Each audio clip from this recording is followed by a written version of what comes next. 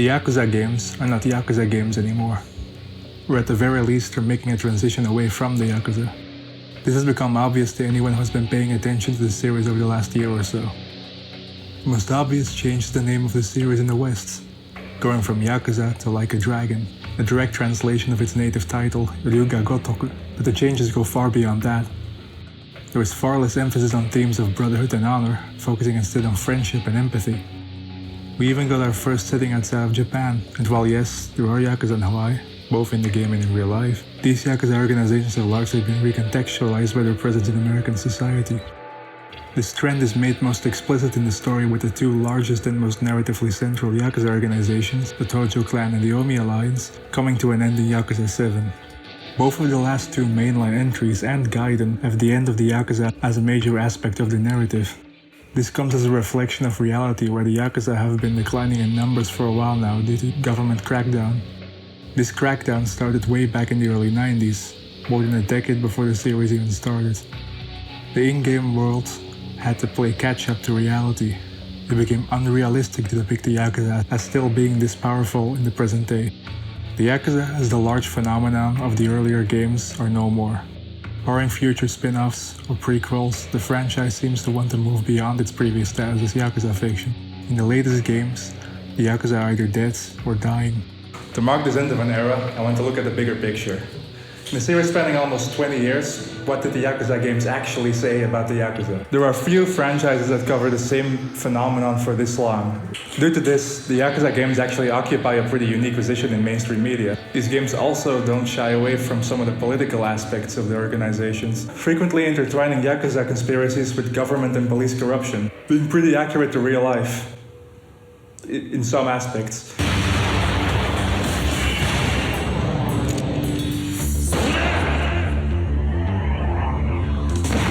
I think one of the best ways to explore the depiction of the Yakuza in these games is through the original main character, Kiryu Kazuma. Kiryu represents the ideals of the Yakuza in a way that the vast majority of neither in-game nor real-life Yakuza can live up to. Kiryu is a stoic, kind-hearted badass who uses his immense strength and fortitude to protect the people around him who aren't capable of protecting themselves. Truly representing the common Yakuza phrase, Chaku o tasukete kyo o kujiki, meaning help the weak crush the strong. Few fictional characters represent this mantra as well as Kiryu, yet there seems to be a permanent tension between Kiryu and the Yakuza as an institution. This tension coming from the underlying contradiction that exists between the Yakuza as a mythos and the Yakuza as a reality. The Yakuza mythos is something that influences Kiryu's ideology and behavior throughout the series. The extent to which the mythos influences and the specific ways in which it does change over time. The way he perceives it also changes quite significantly, especially in Infinite Wealth. So in order to fully understand Kiryu as a character and its relationship to the Yakuza, we first need to look into this Yakuza mythos, both its history and its use.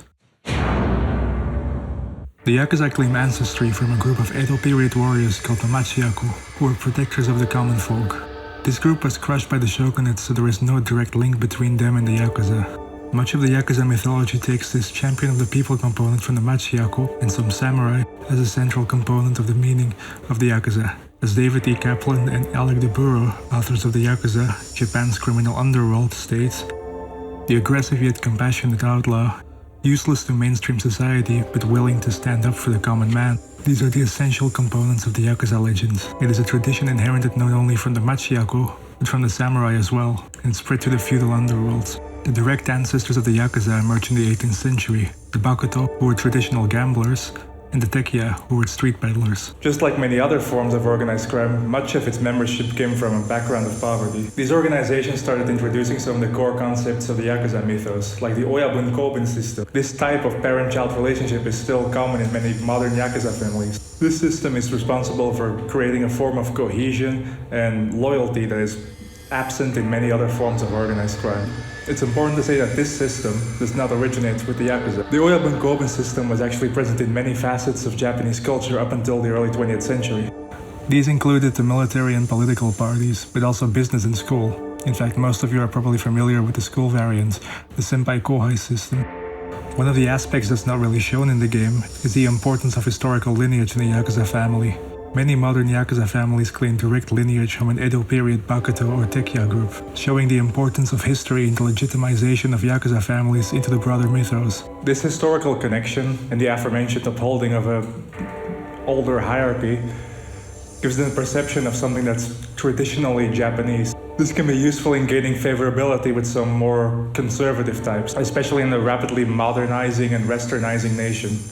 Even in the eyes of the Japanese police, the group that you'd expect to hate the Yakuza the most, they're still perceived to have a noble and romantic past. This didn't start out this way, however. The original popular perception of the Yakuza during the Edo period was decidedly negative, seeing them as a blight on society. This exact perception served as the origin of the term Yakuza, coming from the useless 893 hands in Hanafuda, this name referencing their uselessness to broader Japanese society as well as their origin in gambling. Much of the popularization of the Yakuza would happen through folk tales and fiction, like the Matabimono. Matabimono were novels about wandering gamblers that became especially popular during the early 20th century. It was these novels that gave the romantic image of the Yakuza longevity by putting them into written canon. Another popularizing factor might be the association with the samurai. Both the Yakuza and the samurai founded a good many of their ideals in what we would now call Bushido, the way of the warrior, a mix of moral codes and a practical philosophy. These ideals included stoicism in the face of adversity and the honor of a violent death. Now, Bushido is a pretty complicated concept. It seems to be a mostly modern reinterpretation of older ideas. As a result of this, it's more than a little anachronistic to say that samurai ideas were founded in Bushido. Although when talking about the Yakuza, you can probably make that argument a bit better because they're not just inspired by the samurai themselves, but also by their broader cultural perception. The overlap between the samurai and the Yakuza don't stop there. Giri and ninjo are samurai concepts that have relevance in the Yakuza and are especially important in their role in the Japanese cultural imagination. Exemplified in Yakuza fiction, the concept of Kiryu refers to duty, moral depth, and gratitude. Ninjo, on the other hand, refers to empathy and sympathy towards others, especially the weak. The idealized and romanticized Yakuza is a figure that exemplifies both of these values, elevating the Giri ninjo into a sort of dialectic. In Yakuza fiction, these concepts are used as a dichotomy instead, making it a good source of personal conflict within Yakuza stories. Another aspect that made the Yakuza popular with the Japanese public was a factor inherent to organized crime. Organized crime centralizes and controls criminal activity, reducing petty crime. The type of crime that these organizations typically partake in also functions as a service for the population. As sociologist Peter Hill writes, whilst it is not a definition, this description is useful in highlighting one crucial difference between organized crime and other types of financially motivated criminality. This is the way in which, whilst this latter category of crime can generally be characterized as unambiguously socially dysfunctional, resulting in a clearly identifiable victim, organized crime exists because it functions as a business satisfying a demand for goods and services among members of the legitimate world. This is an absolute critical consideration to our understanding of this phenomenon. Whilst we would all be better off if there were no burglars, robbers, and swindlers, some of us would feel the loss of the suppliers if illegal drugs, gambling, and sexual services disappeared. All of these would lead to a gigantic cultural and numerical growth of the Yakuza after World War II, especially in the 1960s. In 1958, the Tokyo police estimated that Japan held 70,000 Yakuza. By 1963, that number ballooned to 184,000. For comparison, in America, a country with around double the population of Japan, the mob peaked at only 20,000. Systemic police crackdown of these gangs only started after 1964, but they were relatively limited and mainly targeted smaller families. Only after the 1980s, a period where Yakuza harassment of civilians became more and more prominent, did the Japanese government start cracking down on them in a major way. This contributes to the idea of Yakuza decline, the idea that the Yakuza were at some point a necessary evil and that they started losing their way over time. The sentiment of decline is reiterated by many Yakuza veterans, although they would point to different causes. They would point to a shift in the culture, a generational gap, or the fact that many of the new recruits come from street gangs instead of waterfronts or black markets. Either way, the perception of the Yakuza as having a glorious past is one that is very popular. This decline narrative can be found in many aspects of the way RGT Studios depicts the Yakuza in the earlier games. Through this lens, you could see Kiryu Kazuma as a man from a different era, a more honorable era of chivalry and sacrifice, and you could in turn interpret the stories of the early games as a struggle this man of old ideals goes through in the age of the modern Yakuza, where these values have no place anymore. Chronologically, the first time we're introduced to Kiryu is in an empty lot in Kamurocho. He's beating a man half to death to get money back for a loan shark. For people who didn't start with Yakuza 0 and were already familiar with Kiryu as a character, this seems pretty out of character for him. This is the only time we really see Kiryu do Yakuza work in a way that one would expect of a Yakuza. Cold, cruel, and violent. This is not the real Kiryu though. Even early on we can see that this isn't really who he is. He's only playing a Yakuza. He didn't enter this life to be feared or to have power over others. The real reason Kiryu joined the Yakuza was to follow his father figure, Kazuma Shintaro. Kazuma forms the basis of all the preconceptions that Kiryu has about the Yakuza. He is stoic, caring, wise, and strong.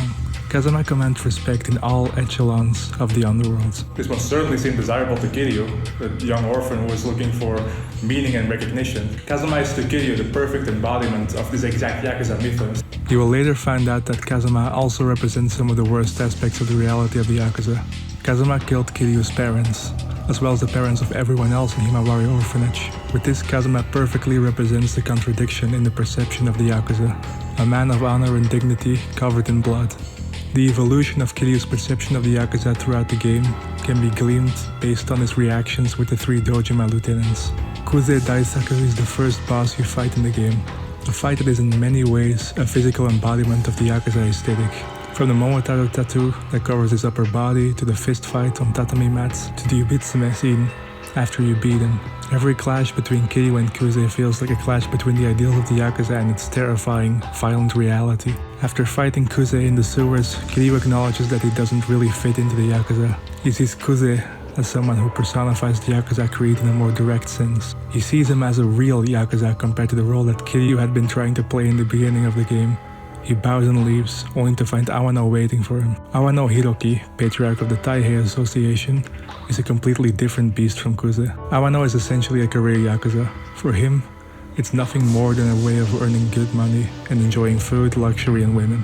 During their interaction in the disco, he offers Kiryu a chance to join him, to make it big together.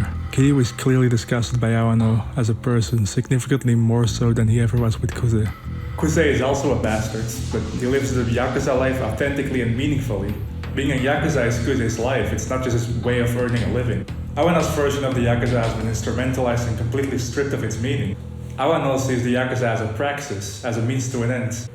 Kuze sees the Yakuza as a poiesis, something that's meaningful in and of itself. Kiryu clearly respects Kuze's definition of the Yakuza way more, and in some way does relate to that idea of the Yakuza. Shibusawa Keiji, patriarch of the Shibusawa family and the final boss of Yakuza 0, also sees the Yakuza as a means to an end. This end, however, differs significantly from Awano's glamorous riches. Shibusawa wants a legacy. He wants to be the Dragon of Dojima. Having witnessed how his father was destroyed by Japanese politics, Shibusawa joined the Yakuza to find respect and meaning using only his strength and talent. After joining up, he finds the Yakuza underworld to be no different to the world of politics that ruined his father. Shibusawa is a reflection of what Kiryu would have turned into if he fully acclimated to the reality of the Yakuza. If Kiryu wasn't an idealist and did whatever was necessary to get to the top of the Yakuza world and become a dragon. At the end of Zero, having cleared his name and successfully stopped the Dojima family, Kiryu rejoins the Yakuza. Despite his abuse at the hands of them and Kazuma wanting him to stay a civilian, Kiryu wants to see where this life will lead him. He will take the Yakuza title and turn it into his own interpretation, defining the meaning of the Yakuza rather than it defining him. At the beginning of Yakuza Kiwami, Kiryu was a lieutenant advisor of the Dojima family, having been a Yakuza for 9 years at this point. He is even on the verge of having his own family. Despite this, he still doesn't feel comfortable with scamming civilians, showing that he still doesn't fit within the Yakuza mold. He also doesn't seem interested in climbing the ranks any further, contrasting most other Yakuza in this game, especially his sworn brother Nishikiyama. He also rejects the autocratic nature of the Oyabun status that Majima seems to bask in when they meet at the beginning of the game. This shows that Kiryu still lives by a more idealized version of the Yakuza creed, despite his actual experience with the organization. Kiryu's conception of the Yakuza is also what drives him to sacrifice himself for Nishikiyama and what leads him to spend 10 years in the joint. Kiryu going to prison for Nishikiyama is what leads to Nishikiyama losing his mind and Yumi having to go into hiding, making it the first time of many that his self-sacrifice will inadvertently lead to people around him getting hurt. After getting out of prison, Kiryu's life is changed for the worse. He's out of the Yakuza, he's being hunted, he informally adopts a daughter, and a good chunk of his old friends get brutally murdered, and his best friend has become a psychopath. From the very beginning of the game, it sets up the rivalry between Kiryu and Nishikiyama. Rivalries in these early games get mythologized heavily. In this case, it uses an actual Chinese myth of the Longmen, or the Dragon Gate. The myth is about a koi fish swimming up to the Dragon Gate to become a dragon, analogizing Nishikiyama's need to surpass Kiryu. You'd think Kiryu would pick up on these red flags considering they've had these tattoos for like 17 years. Luckily, Kiryu is canonically stupid, so this does check out. After beating Nishikiyama and Haruka's dad, and inadvertently making bank for Akiyama, he becomes the 4th chairman of the Tojo clan. A job he takes so seriously that he leaves it immediately to someone else. This is kinda understandable since he doesn't really have any connection to the clan after anyone in it who he cared about, his best friend, his understudy and his father figure, were all shot or blown up or both. While he leaves the Yakuza in the first game, the Yakuza never really leaves him. Even after his retirement, the Yakuza Mythos still influences his moral code and his self-perception. This version of the Yakuza is still thoroughly his though. As he explains his own interpretation of the Yakuza to Watase Masaru 7 years later in Yakuza 5, he sees the Yakuza as a way to live rather than a way to die. This not only sets him apart from Watase, with his penchant for violence and conflict, but also from the historical influence of Bushido in the genealogy of the Yakuza mythos. This conception of Bushido as a way of dying comes from the Hagakure, a collection of commentaries by Yamamoto Tsunetomo, a samurai and later Buddhist priest from the 17th and early 18th century. This quote and book actually got mentioned in the Cabaret Club section of the very first game on the PS2. That aside, it is pretty meaningful that Kiryu makes this distinction. This is the first time that Kiryu rejects an aspect of the Yakuza mythos that isn't just modern but foundational. This critique of the Yakuza, not just in its modernity but also at its roots, is something that will play a major part in the next game. In Yakuza 6, the new members of the Tojo clan have taken control in the absence of the top branch, are depicted as people who don't respect the traditions and history of the Yakuza and focus more on power and money. They don't have tattoos and are more business-minded. Kiryu clearly does not like this. Although he left the Yakuza 11 years earlier, he still clearly respects the mythos that's behind it and doesn't like the fact that it's thrown by the wayside by the newer generation. The new Yakuza of the Tojo are contrasted with the old Yakuza of the Hirose family, a tiny, more traditional Yakuza family from Onomichi, Hiroshima, with stronger familiar bonds and are more representative of what the Yakuza used to be in Kiryu's eyes. A lesser game would have presented a difference between the two within a conservative paradigm, within the same narrative of the clan that has been reiterated about the Yakuza ad infinitum to romanticize their pasts and separate it from their present in order to secure a future. Luckily, Yakuza 6 is able to look beyond that narrative in criticizing both forms of the Yakuza. It is critical of the modern Yakuza for being soulless and power-hungry without any redeemable facets to it, but this is contrasted by showing the worst aspect of its traditional variant, Hirose Toru being used as an analog for Kazuma Shintaro, both being at the heart of a cycle of violence that was created through them, both becoming a father figure to their victims, both being cast aside by those they worked for when they became inconvenient in a grander play for power. Another way it criticizes the older Yakuza is by showing the underlying relationship between the Yakuza and Japanese politics, that while clearly taken to an extreme in the game, is pretty accurate to the actual history of the Yakuza. For this next part, let me give you a quick rundown on some history. From the 15th to the 17th century, Japan is embroiled in what we now refer to as the Sengoku period. This period was marked by continuous civil war and unrest, making it the perfect breeding ground for the samurai class. The samurai had been around since the 12th century, but it was during the Sengoku period that they would form a feudal warrior aristocracy. Among these samurai were the Kabukimono, the crazy ones. These samurai were unpredictable, violent, and had non-conforming forms of fashion and behavior. Outside of that, they also exhibited an extreme clannish form of loyalty. I don't think I have to spell out the similarities between them and the later Yakuza, given how obvious they are. It is important to note that the Kabukimono were quite a bit more wild compared to them though. One of their practices being tsujikiri, the act of cutting down a passerby just to see how sharp their katana was.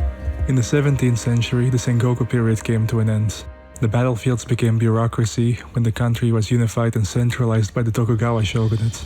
As a result of this, about 500,000 samurai suddenly became unemployed due to the lack of conflict. Most of these went to the merchant class, the new Tokugawa government, or intellectual life. The Kabukimono were, however, not as successful in integrating into the new Japanese state. Many of these were ronin, samurai without masters. During the Sengoku period, these ronin would be hired by feudal landlords to fight in their wars or protect their property, but With the end of the Sengoku periods, there's no need for those types of actions anymore. Many of these would band together to form groups.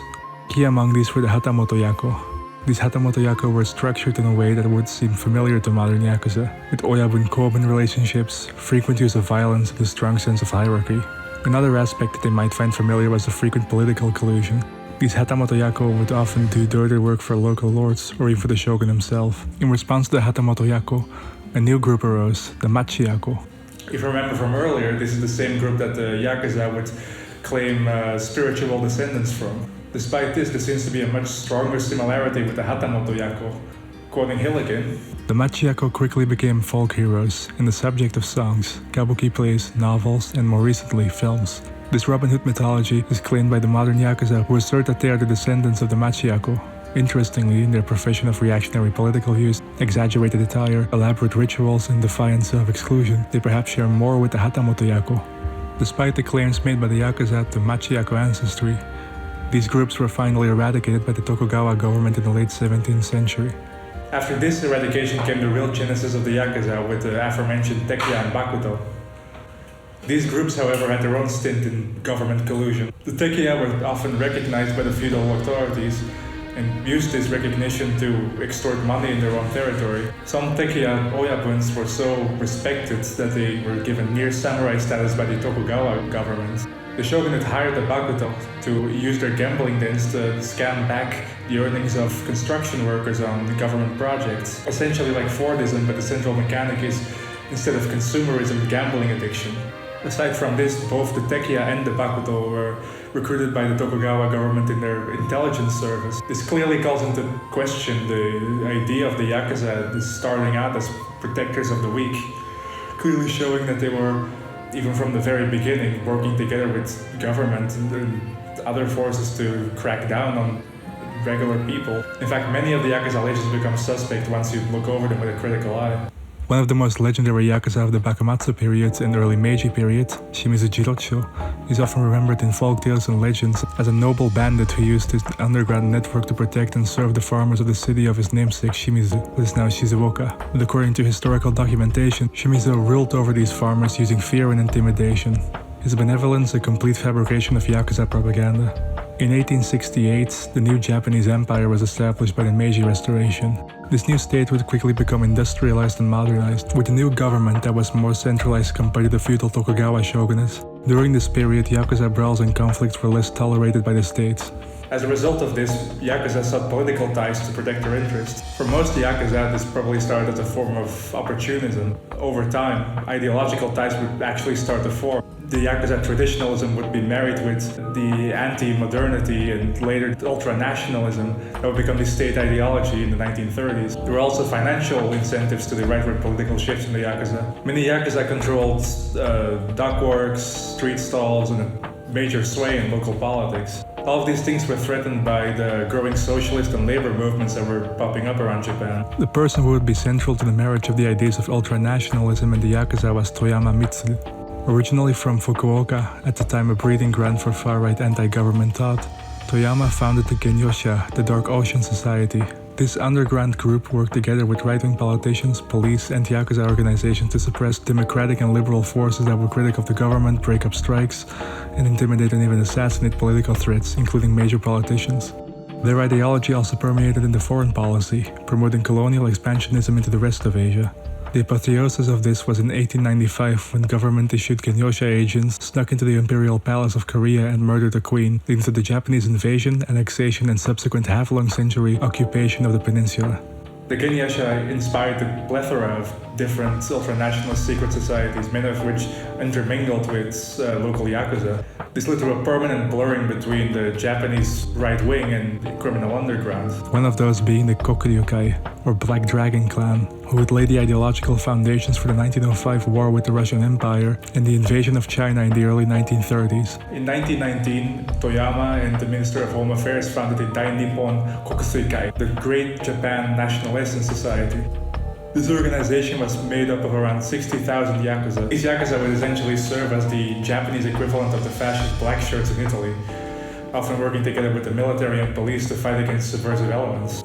They would later become the paramilitary of the Seiyukai, the right-wing political party during the period of Taisho democracy. Eventually, the liberal opposition party would also need to hire Yakuza to defend themselves.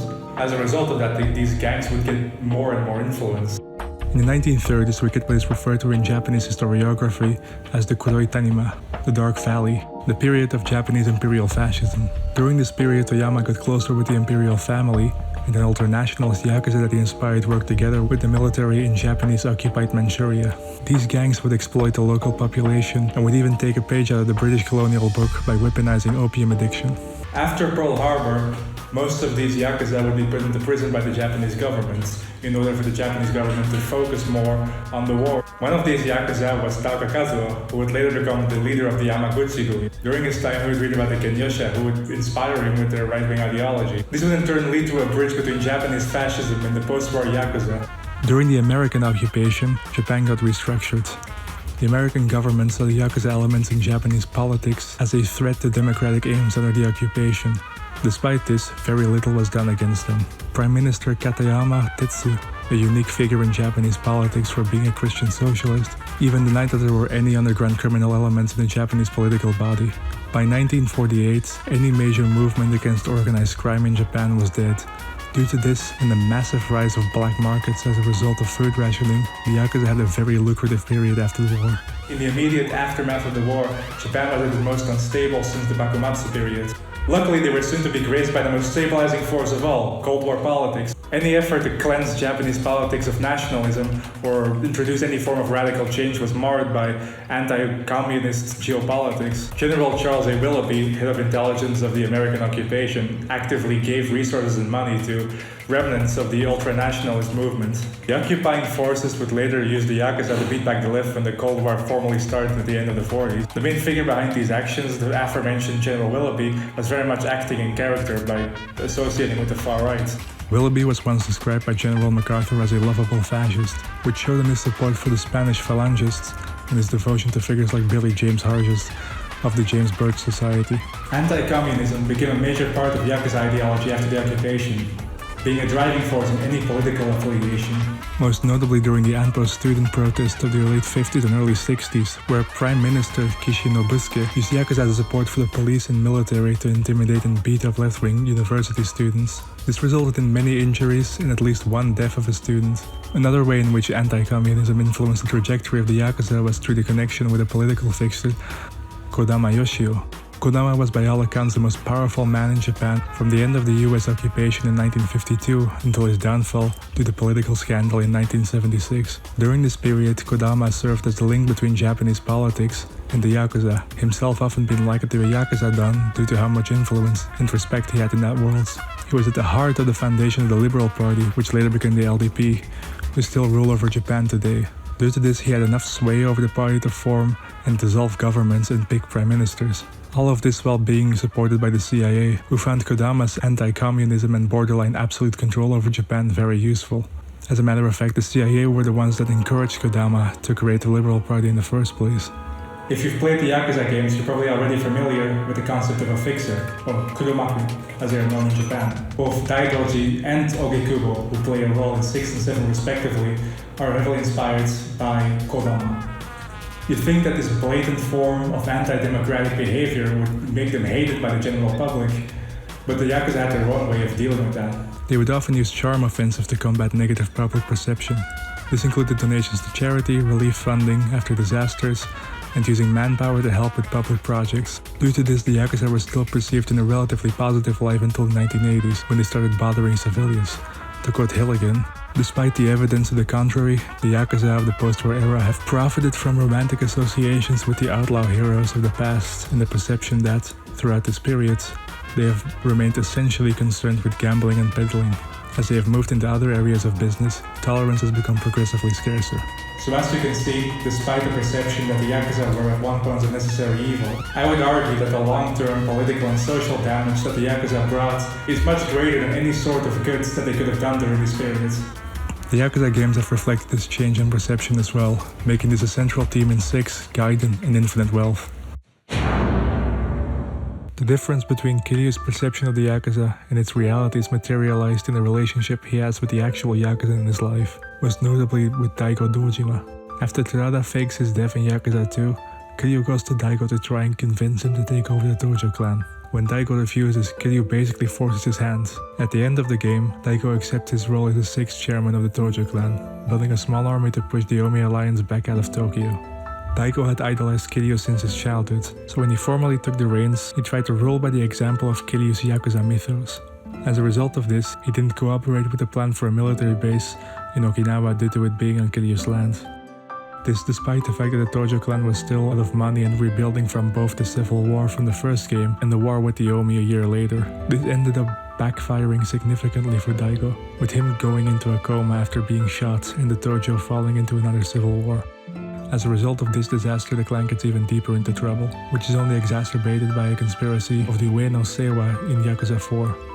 His hands tied, Daigo makes some pretty ethically questionable decisions in the game, for which he pays at the end by getting the shit beaten out of him by Kiryu. This shows that Kiryu wouldn't have been a great chairman for the dojo. Kiryu is too much of an idealist to make practical decisions for the clan. Daigo made bad decisions, but those decisions were, from his perspective, the decisions that were necessary in order to save the clan. You can't be the leader of a crime syndicate and a moralist at the same time. Kiryu could remain on his moral high horse without the consequences of actual leadership. He's being a backseat Yakuza. This also comes as a consequence of Kiryu not wanting to guide Daigo in any way. Even when Daigo directly asks for his input, Kiryu only starts recognizing some of his mistakes by the end of 6, where in a final letter to Daigo he acknowledges how difficult of a position he put him in. At the end of Yakuza 6, Kiryu fakes his death in order to protect his family. 3 years later, in Like a Dragon Gaiden, the man who erased his name, he is tasked by the Watase family to aid to the dissolution of the Tojo clan and the Omi alliance. Kiryu was obviously known for a while that the Yakuza of the Tojo and the Omi didn't live by the same code as him. He'd known that since the 1980s. Kiryu wanting the Tojo clan to survive in the earlier game was a product of him wanting to protect something that still meant a lot to the people he cared about, like Majima, Saejima and Daigo, as well as something his family, Nishikiyama and Kazuma, died for. What changed is that the Tojo is being ended by those same people that fought for it, and that they have an alternative, their planned security company, a safety net for the ex-Yakuza. In the way of this dissolution is Shishido Kosei, a lieutenant of the Watase family. Shishido is the final vestige of the life that Kiryu left behind, the last stand of the Yakuza. For him, there is no other way to live. In their final fight, Kiryu tells Shishido that he understands him, that he acknowledges the way that the Yakuza ideology has shaped him into the man he is today.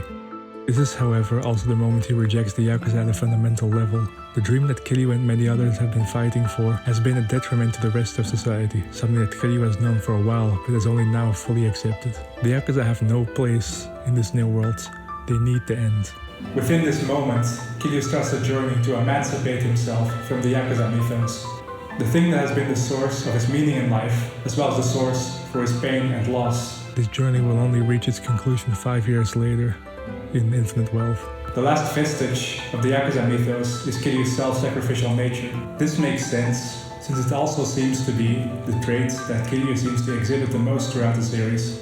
The whole series started off with him going to jail instead of his sworn brother Nishikiyama. It's the reason that he gets involved in the Tojo Omi War, the reason why he distances himself from Haruka and moves to Fukuoka, and the reason why he fakes his death. He's even prepared to die to save the life of a Daidoji agent who is supposed to monitor him. It is one of, if not the most, defining characteristic that Kiryu has. It's his sacrificial nature that leads him to ignore his cancer diagnosis and go to Hawaii to save Lani, the sage of Palikana. Furthermore, Kiryu refuses to see the value in his own existence. He's seen himself as a dead man for years in order to make the life away from his family more bearable. It's only after he meets Kasuga Ichiban, another ex-Tojo Yakuza who spent a good portion of his life behind bars for someone he cares about, that he realizes that he's been afraid to rely on other people. Kiryu has always perceived himself as a lone wolf, probably in large part due to his self-perception as a Yakuza. Ichiban has shown Kiryu that there is value in relying on others, and his later bucket list journey shows him that there is value in his life, that his actions have been meaningful and even life-changing for some people. Kiryu's relationship with the Yakuza has also changed through the years since the dissolution. Despite Kiryu's acknowledgement that the world is better off without the Yakuza and that the dissolution was the correct choice, he still feels some nostalgia for the Tojo clan, a reverence towards the legacy of the Yakuza. This shows in the way he reminisces about the dojo, in the way that he's visibly irritated by the dojo headquarters being appropriated by the Seiryu clan. On the other hand, he clearly seems to struggle with his own role in the legacy of the Yakuza. Kiryu is confronted with this legacy in the form of Ebina Masataka, a half-brother of Ichiban and the captain of the Seiryu clan who rose to the top of the Yakuza world in order to destroy the lives of as many ex-Yakuza as possible as revenge to the Yakuza for leaving him and his mother to die. Kiryu partially blamed himself for not changing the Yakuza when he had the opportunity back when he became the fourth chairman. He sees Ebina as a victim of a brother phenomenon that he could have stopped or at least changed if he had taken the chance. It's only in the last moment that Kiryu is able to break through Ebina by apologizing to him for what happened to him and to beg to spare the Yakuza. Many people who played Infinite Wealth were confused to the point of making Ebina the half-brother of Ichiban and not having a confrontation between them at the end. The reason why Ebina had to fight Kiryu at the end was to avoid the same cycle of violence that got us to this point in the first place. If Ichiban had fought Ebina, it would have been another repeat of the mythologized conflicts that defined the series up until this point. Ebina would have been another Nishikiyama or Ryuji or Mine. It's a cycle that Kiryu needed to break. As Kiryu told Ichiban, he would take care of the Yakuza's past and Ichiban would take care of their future. The Yakuza games are not Yakuza games anymore, or at the very least they're done with the Yakuza's past. The Yakuza, as depicted in these games, were from the very beginning historically anachronistic. By the release of the first game in 2005, the Yakuza had already been in decline for a decade. You could easily see those early games as a sort of heavily embellished form of what-if fiction. As in, what if the powerful and influential Yakuza of the 1960s existed in the 2000s? Similarly, there also wasn't, and probably never will be, a clear and concise end to these organizations. There was no great dissolution. Real life doesn't have the theatrics and dramatics of these games. The real Yakuza will more than likely continue to decline over the next few decades, probably never fully going away but nonetheless becoming a relic of a different era. A similar fate probably awaits the Yakuza in the Like a Dragon games. Their presence outside of any possible remakes, prequels or spin-offs probably being primarily relegated to ex-Yakuza trying to find their way as civilians, or remnants being small threats here and there. Kiryu has emancipated himself from the Yakuza mythos by letting go of its final vestige, his self-destructive tendencies. He has chosen to live his final years in peace with his loved ones. Kiryu can exist without the Yakuza mythos in the same way that this franchise can exist without it. The torch has been carried over to Ichiban, who Kiryu entrusted with the Yakuza's future. In Ichiban we can see a reflection of the series' new outlook on the Yakuza, one of opposition with empathy. The Yakuza as an organization shouldn't exist. They are fundamentally bad for society. But that doesn't mean that the people who once found their home in these systems shouldn't deserve a second chance. Since the introduction of anti-Yakuza legislation in 1992, their numbers have gone down by about 70%. But many of these ex-Yakuza are not accepted back into civilian life by broader society. This is also a factor that stops Yakuza who want to quit from leaving. If nothing else, the Yakuza games show the humanity that exists at the fringes of society. How people deep in the criminal underworld are also human and deserve to be treated with dignity and empathy. It shows that the Yakuza are not Robin Hood-like figures, but a dangerous institution. But it also shows that the institution cannot come to an end without rehabilitation. The Yakuza mythos has always been fake, but the people who often come from desperate circumstances, people who never had anywhere else to go, they are real. These people can only be free once the Yakuza come to an end. The Yakuza can only find an end through empathy and humanity.